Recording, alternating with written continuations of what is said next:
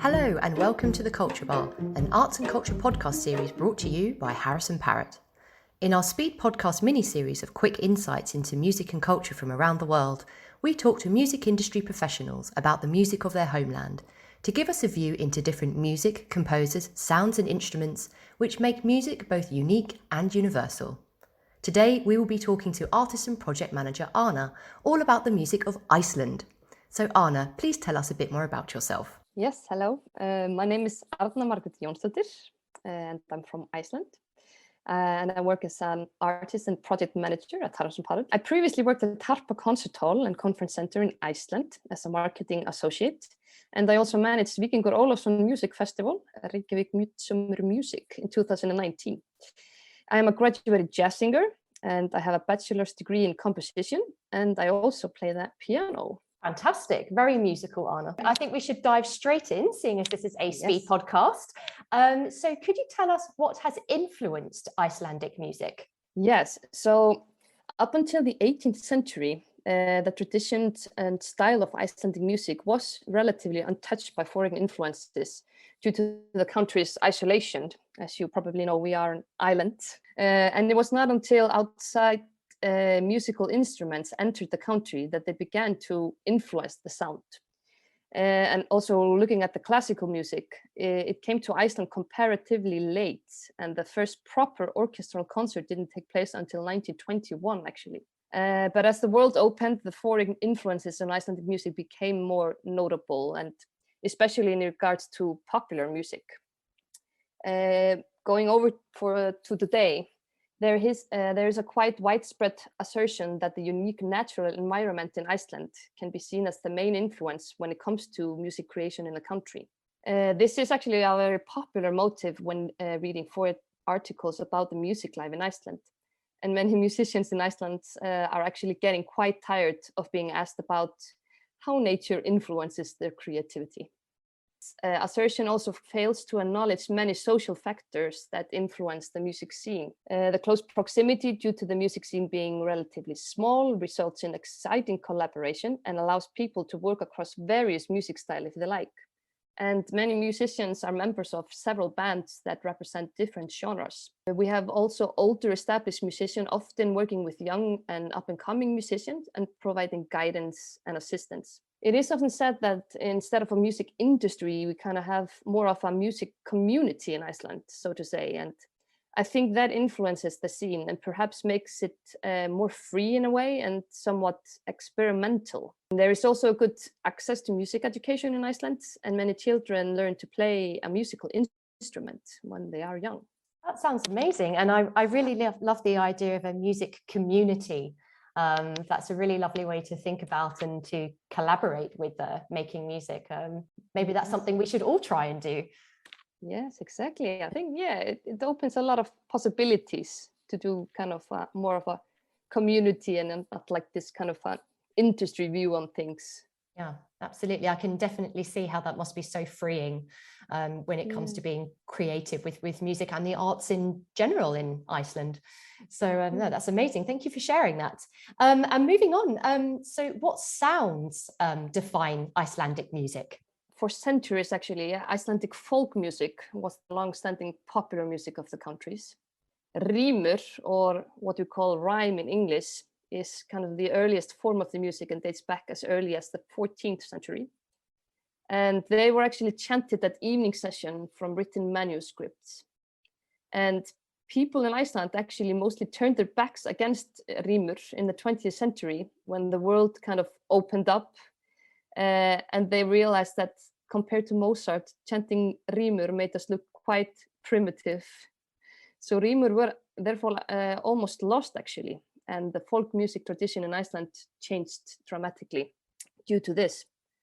But today, popular music is probably what Icelandic musicians are best known for, ranging from indie and pop rock to electronic music. And there are also musicians breaking boundaries and working across many musical styles and experimenting with new sounds. Perhaps we can say that the experimental sound could be seen as a characteristic now, since many musicians in Iceland are unafraid to combine styles and experiment with new sounds. And I think this also goes for classical music, but many of Icelandic's leading classical composers are using sounds and also nuances in their works rather than focusing on harmonies, for example. Oh, that's really fascinating. And I love the rhyme link. Do you know any rhymes, Arna? Oh, not that I can share on short notice.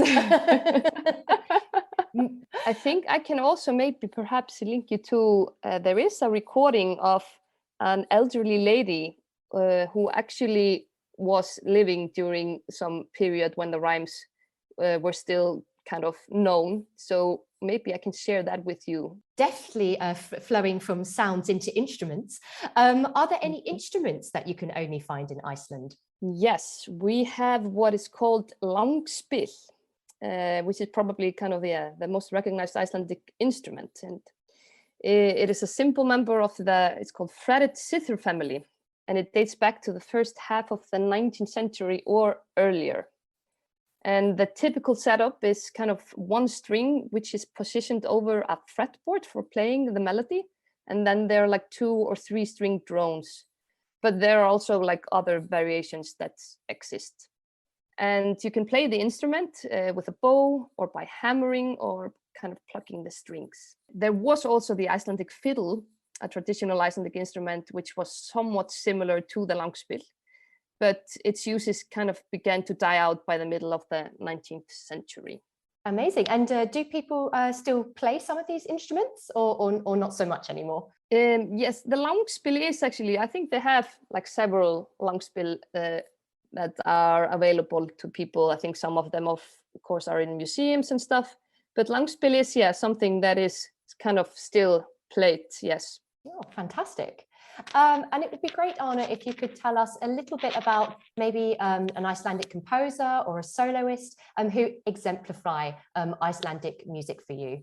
Yes, so the first composer I want to highlight is Academy Award winner Hildur Guðnadóttir, who is an Icelandic composer, cello player, and a singer who has been manifesting herself at the forefront of experimental pop and contemporary music. And I think Hildur is a great example of what I previously mentioned about Icelandic artists being experimental, because he is unafraid to explore new sounds. And actually, it's quite, speaking of like Icelandic instruments, she used, it's called Halldóraphone. It's a purpose-built electroacoustic string instrument based on the cello, which was developed by Icelander Halldór Úlfarsson. And she used this instrument when she was creating the score for the Joker soundtrack in 2019. And that actually, the soundtrack secured her the Academy Awards for the Best Music Original Score. So yeah, I recommend listening to Bathroom Dance from her Joker score, where the Halldóraphone takes kind of the center stage. And the second composer I want to highlight is the late Þorkell Sigurbjörnsson, an Icelandic composer who was born in 1938. He composed the music to Heyrhimnasmiður, which is a medieval Icelandic hymn by poet Kolbeinn Tumason, which was actually written in 1208. And this is one of the best known choral pieces in Iceland and has been performed in many countries actually. And I recommend listening to the album Þorkell, where Hamrahlíðar Choir performs many of his greatest choral pieces. But yeah, Hamrahlíðar Choir is a brilliant choir, and they have actually been accompanying Björk on her tour around the world. She was actually in the choir when she was younger. What an amazing selection of composers to get our teeth into. And I absolutely loved the Joker soundtrack. It was just so iconic. And whenever I think of that film, I really think of the music. So it's really amazing that she was able to compose that. And then into our final section for the Speed podcast. Arna, it would be wonderful if you could give us a book, an album and a film recommendation so that our listeners can dive even further into Icelandic culture. So if you could begin with your book recommendation, please. Yes, so for the book, I chose Independent People, which is by Nobel laureate Halldór Laxness, which is a book that most Icelanders have read, I think. Yeah, it is actually for teenagers in Iceland, it's mandatory to read in school. But like anyone who hasn't read it, I really recommend reading it. And it's about the hardship of the poor farmers in Iceland back in the early 20th century, kind of struggling to keep their independence on isolated farms in the countryside. And yeah, the book is mainly revolving around the idea of independence and at what cost it must come and what should be worth giving up to achieve it, actually. Kind of on a side note, Iceland did not gain independence until 1944. So a very important book for Icelanders then. And for the album, yes, please. I chose Önnur Mósesbók with Moses Hightower, which is an Icelandic soul band who writes brilliant lyrics. Unfortunately in Icelandic for some, so not understandable to everybody.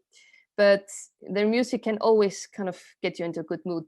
And I think if you can write a song about a coffee and get 1.5 million plays on Spotify, you must be doing something right, I think. Oh my goodness, wow.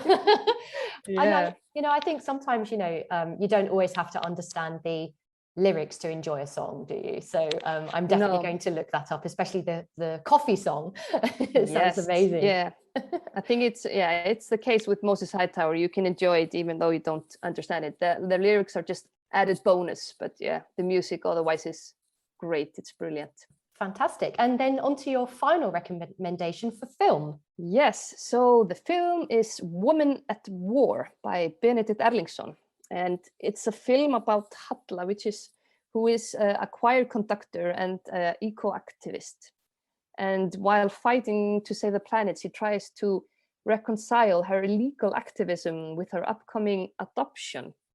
This is a kind of a brilliant film about one-woman war on the local aluminum industry in Iceland. And the beautiful scenery of the highlands of Iceland is at the forefront. So yeah, a lot of beautiful locations that you can see in the film that hopefully will remain beautiful location and will not be used for other purposes.